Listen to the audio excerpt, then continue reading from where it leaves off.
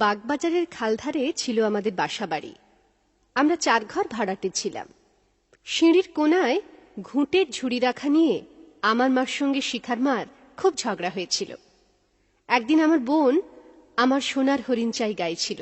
ও যেমন পারত আর কি। অমনি শিখাটা চেঁচামেচি শুরু করে দিলে, লজ্জা করে না আমাদের গান গাইছিস?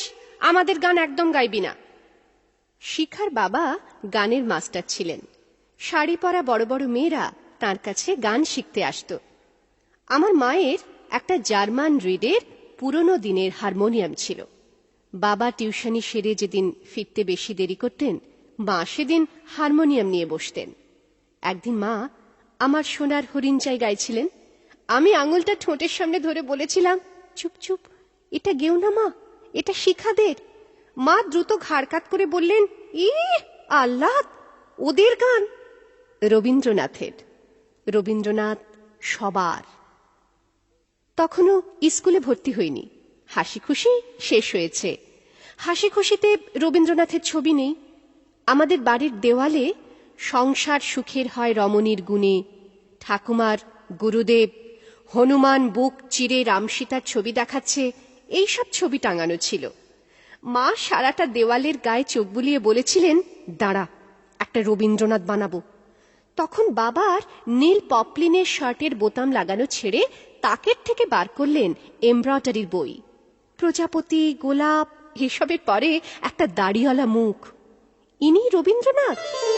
মার হাতের সুতোয় কালো কাপড়ের ওপর সাদা সুতোয় ফুটে উঠলেন রবীন্দ্রনাথ। আমার মা পূব বাংলার লক্ষ্মীপুরে ক্লাস 8 অবধি পড়েছিলেন। মাকে বিয়ের পাত্রী হিসেবে দেখতে গিয়েছিলেন আমার পিসেমশাই। গান গাইতে বলা হলে মা গেয়েছিলেন, কি গাবো আমি, কি শোনাবো আজি আনন্দ ধামে।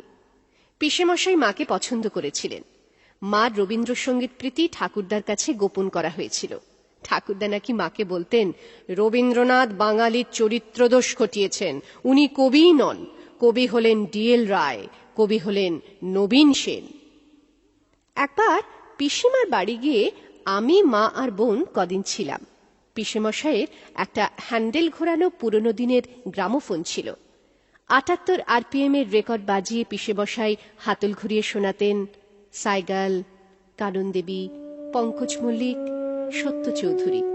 এখনো হঠাৎ হঠাৎ সাইগাল বা কানন দেবী শুনলেই সামনে ভাসে মার ময়ূরপঙ্খী শাড়ি, পিসেমশাইয়ের বাড়ির কালো বর্ডার দেওয়া লাল সিমেন্টের ঘর, ট্রামের হলুদ টিকিট, লোকসেবক কাগজ, লক্ষ্মী ঘিয়ের লুচির সুঘ্রাণ, আর পিসেমশাইয়ের আলমারিতে রাখা চকোলেট রঙের বিশ্বভারতীর প্রকাশনায় বাঁধানো রবীন্দ্র রচনাবলী। মা আলমারি খুলে একটা মোটা বই বার করেন।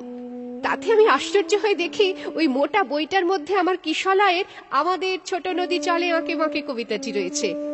আমি তখন 3তে পড়তাম। ওই বইটার পাতা উল্টে দেখি প্রত্যেক পাতায় কবিতা রয়েছে। প্রত্যেক পাতার কবিতা রবীন্দ্রনাথ লিখেছে। মাকে জিজ্ঞেস করলাম। মা তখন সারা আলমারিতে হাত বোলালেন। তারপর বললেন, এই আলমারিতে যত বই, সব বই রবীন্দ্রনাথের, সবকটা বইয়ের সবকটা পাতা। আমি ভীষণ আশ্চর্য। সারা আলমারি জুড়ে রবীন্দ্র রচনা বলি। গুনে দেখি 24টা। আমি শুধু ওই বাঁধানো বইগুলো দেখতে থাকি। তখন টের পাই চারপাশে ঢাক বাজছে, কাঁসর বাজছে, উলু দিচ্ছে, কেউ যেন পুজো হচ্ছে। আমার শরীর অঞ্জলিবদ্ধ করপুট হয়ে আছে। তখন শুক্রবার রেডিও নাটক শোনার বড় চল ছিল। স্কুলে গিয়ে শুনলাম ডাকঘর হবে। আমাদের রেডিও ছিল না, শিখাদের ছিল। শিখাদের ঘরে এ বাড়ি ও বাড়ি থেকে বৌঝিরা বাচ্চা কোলে করে ফি শুক্রবার 8টা বাজতে 5-এ হাজির হয়ে যেত। শিখাদের ঘরের বারান্দার অন্ধকার সাপটে সেদিন জানলার ধারে বসেছিলাম আমি আর মা। সেই থেকে আমার শরীর খারাপের মধ্যে সুধা ঠিক এসে আমার শিয়রের কাছে বসে থাকত। আমি যখন ক্লাস 4-এ বৃত্তি দেব, আমার মেজো কাকা তখন ইঞ্জিনিয়ারিং পরীক্ষা দিচ্ছিলেন। কাকা অনেক রাত অবধি জেগে পড়াশুনো করছেন, আমিও জেগে আছি। যুদ্ধ লেগেছে, ব্ল্যাক আউট। কাকামণি একটা খাতার তলা থেকে বার করলেন ক্ষুধিত পাষাণ। আমায় বললেন, শোন। তারপর অনেক রাত পর্যন্ত পড়লেন। এরপর সাইরেনের শব্দের মধ্যে আমি স্পষ্ট শুনতে পেতাম মেহের আলীর চিৎকার, তফাজ্জা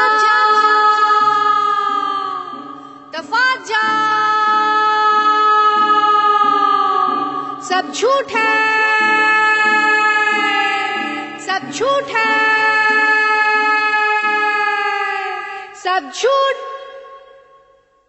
মেজো কাকা ইঞ্জিনিয়ারিং পাশ করলেন, বড় চাকরি হলো, বাড়িতে রেডিও এলো, HMVর ফিয়েস্তা, পুজোয় ভালো জামা, রবিবারে মাংস। মেজো কাকা একদিন সবাইকে অবাক করে দিয়ে কিনে আনলেন পুরো রবীন্দ্র রচনাবলী, গায়ে অশোক স্তম্ভের ছাপ। মায়ের মাথা থেকে সেদিন বারবার ঘোমটা খসে পড়ছিল। মেজো কাকা, আমার কাকামণি ইঞ্জিনিয়ার হবার পর 1 বছর কম দিন এই পৃথিবীতে ছিলেন। 17 দিন শয্যাশায়ী থাকার পর ভুল চিকিৎসায় মারা গিয়েছিলেন। মেজো কাকা বোধহয় মৃত্যুটা টের পেয়েছিলেন, নইলে কেনই বা বলবেন, যদি মরে যাই অনেক ফুল দিস, আর শ্রাদ্ধের দিন রবীন্দ্রসঙ্গীত বাজাস।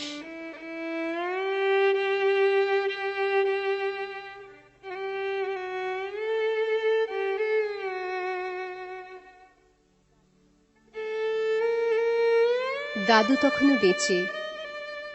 শ্রাদ্ধে কীর্তন এসেছিল, মা শুধু ছাদের কোনায় দাঁড়িয়ে গিয়েছিল, আছে দুঃখ, আছে মৃত্যু, বিরহ দহন লা